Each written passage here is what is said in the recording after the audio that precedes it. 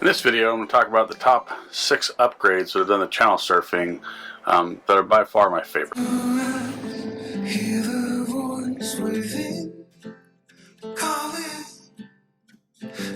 So, many of you guys know I do upgrade my boat a lot. Some might actually say that I enjoy upgrading the boat more than I do using the boat, except we have over 750 hours on a boat that's 3 years old. So I guess I kind of like both. So another great resource for upgrades, in addition to this video, is if you go to our website, let's go channelsurfing.com, click on upgrades, you'll find a complete list of upgrades that I've done on channel surfing with more detail and stuff. So without further ado, let's get started. So to make docking easier, we have an outboard, and the outboard has directional control, so there's really no need for a stern thruster on a boat with an outboard. However, you do need some speed to be able to turn the boat from hard port to hard starboard to use the directional thrust from the outboard in the back. And to do that, we use a suicide knob.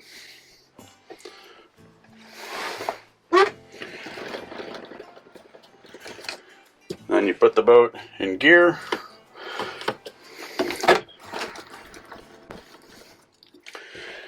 And you put the boat in gear. The advantage to this is you can go hard port and put it just in gear and forward.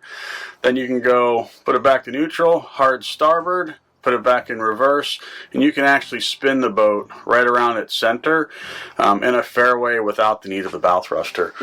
I actually don't use my bow thruster much anymore. It's a nice to have, but most of the time when you really want it, there's a lot of wind and current, and if there's a lot of wind and current, the bow thruster doesn't work well in that environment anyway. Suicide knobs are relatively inexpensive, $20 to $30. We actually have them listed on our Amazon affiliate store. If you go to our website, let's go channelsurfing.com, and click on shop, you'll see Amazon affiliates. The steering wheel is a little bit thicker than normal, the thickness of it, and it's got an oval shape to it. I've used 2 different knobs. I like this top line one because it doesn't have any jiggle at all. It's a little bit flat, and it's a really good ball bearing that spins.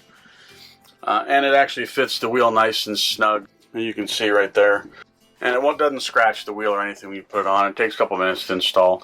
It doesn't matter where you put the suicide knob on the wheel. I recommend putting it, you know, like I did right here, just in between the couple of spokes, because of the autopilot, what's going to happen is the autopilot's going to change the center of the wheel, so there really isn't a center. It's 5.5 locks each way, so 2 1/4 turns from either hard port or hard starboard will center it.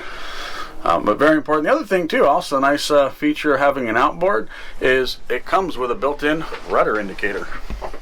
So the nice thing about that is if you want to run the boat in reverse, I actually drive channel surfing backwards a lot. Oftentimes it's easier to back away from the dock, especially if there's a wind, you know, coming. I'll put the boat in reverse, back away from the fuel dock.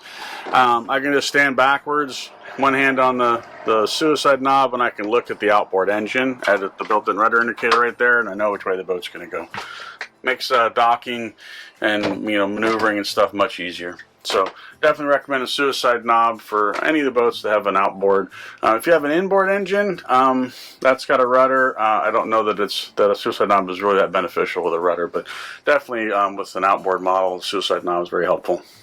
Next up on the list of recommended upgrades is a battery monitor. On the R27, a good place to put the battery monitor is right there where the sink. It's actually not too challenging of an installation to do for putting the gauge and stuff there. I like the gauge. They do make a smart shunt version that has no gauge. You just use your phone on Bluetooth to connect to it, and that works fine too. And then you don't have to run the gauge into the cabin. Saves you a little bit extra time and effort. A little bit less expensive too for the smart shunt. But what's the battery monitor do? It is the fuel gauge for your battery, for your house battery bank.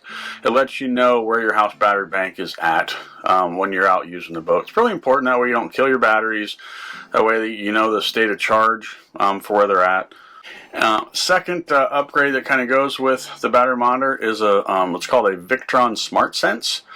And all that is a little little widget that goes on the positive and negative of your thruster battery and your engine battery. And having the battery monitor is going to give you voltage and state of charge, which is how much capacity you have left on your house battery bank.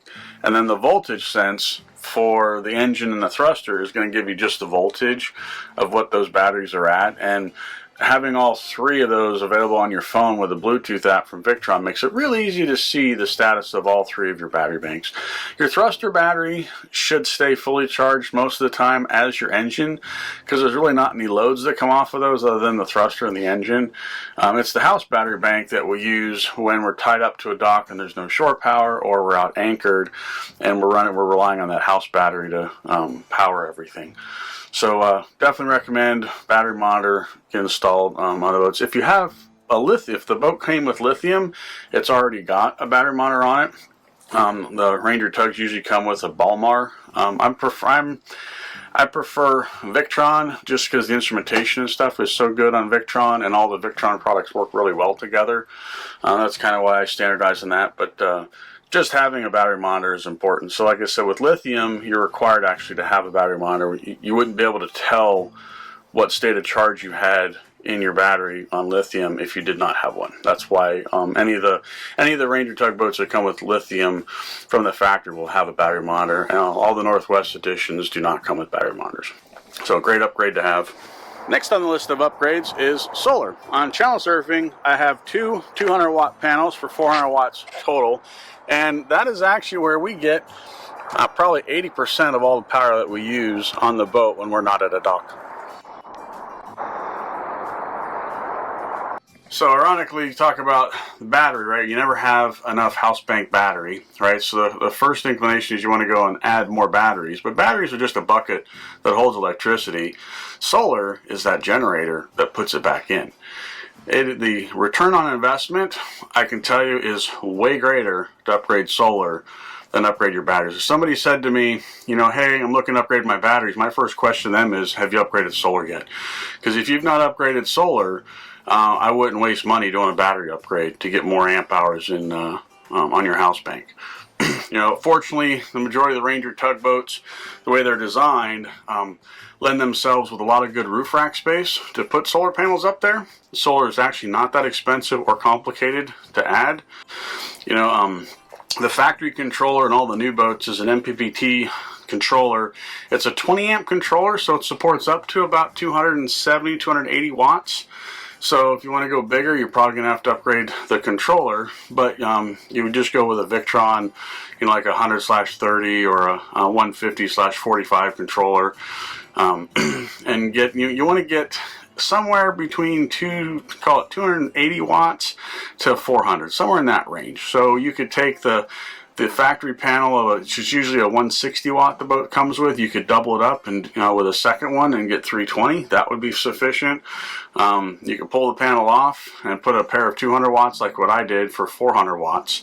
That's worked really well for us. The vast majority of the power that channel surfing uses all comes from solar, and the effectiveness of solar is actually pretty decent. What we found, because we boat year round, even in the wintertime, and what we found is, generally speaking, your November, December, January, and part of February months, solar is don't count on it. Even if it's a, you know, clear blue skies, you know, sunny day out, just don't count on solar. The sun's really low on the horizon then. The daylight hours, it's like 8 hours of daylight, right? Summertime we usually get 16 hours of daylight, and in the wintertime we also have a lot of bad weather. So there's a lot of overcast, rain, clouds, right? All that works against solar during, say, the late fall and the winter months. But once spring hits, you're talking I'd say mid to late February, definitely into March, all the way through October, solar gives us, you know, roughly 100 amp hours a day. Summertime I'll get probably 200 amp hours a day, you know, so it's like having an extra battery or two or three in solar.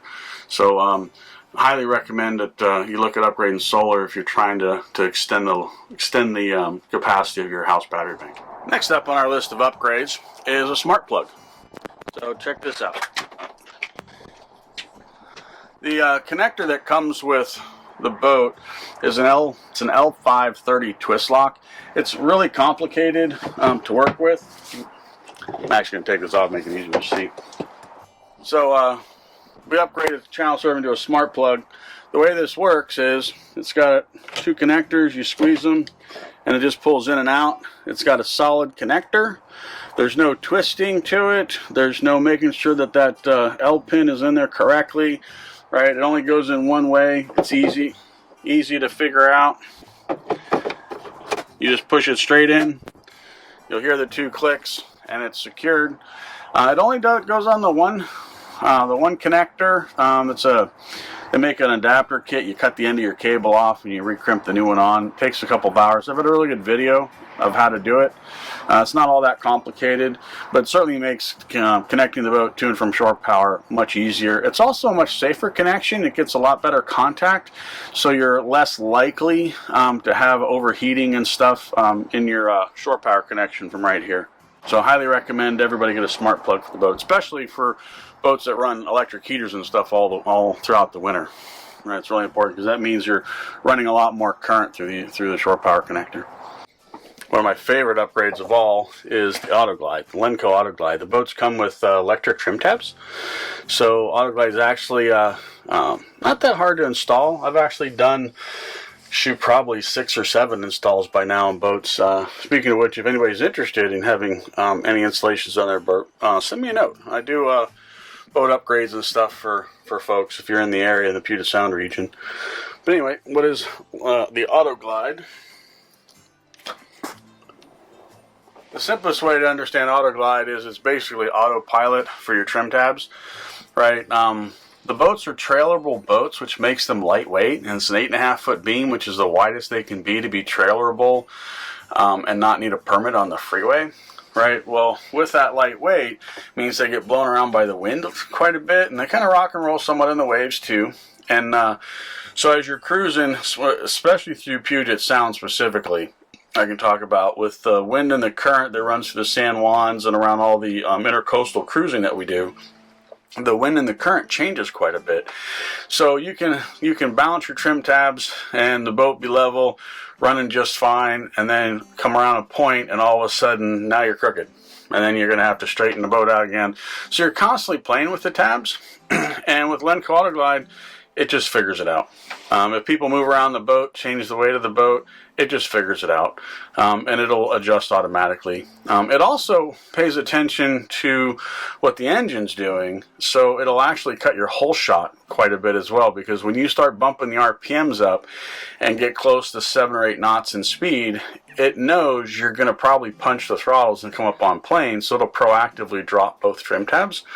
And that way, when you go to launch, your tabs are down to kick that bow down and bring the stern up and help get you on plane quicker. So it's a noticeable hull shot improvement too for that. But you know, most of the time when I'm out cruising, I don't touch my trim tabs at all. I just have the Autoglide running in auto mode.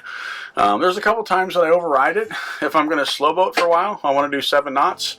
Then what I found is it sees me at 7 knots and it thinks I'm going to pop up on plane. Therefore, I usually will disable it and then I'll retract the tabs because I get a little bit better fuel efficiency instead of running 7 knots slow boating for 3 or 4 hours while I'm dragging the tabs down.